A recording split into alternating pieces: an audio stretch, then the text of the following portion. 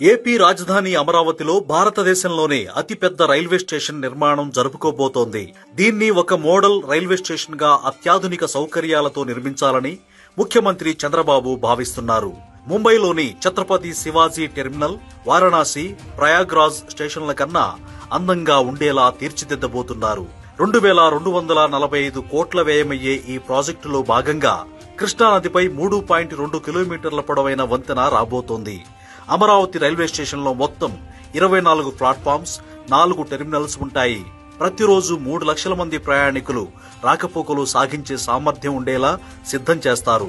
దేశంలో ఇప్పటి వరకు హౌరా అతిపెద్ద స్టేషన్ గా ఉంది.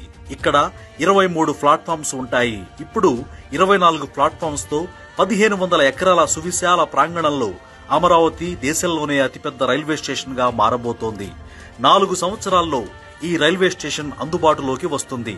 అమరావతికి సమీపంలోనే అతిపెద్ద గూడ్స్ యార్డ్ ను ఏర్పాటు చేయాలనే ఆలోచనలో భారతీయ రైల్వే ఉంది. అమరావతి నుంచి దేశంలోని అన్ని ప్రముఖ నగరాలైన బెంగళూరు, కోల్కతా, నాగపూర్, చెన్నై, హైదరాబాద్, ఢిల్లీ, పూణే తదితర నగరాలకు కనెక్టివిటీ పెంచుతారు.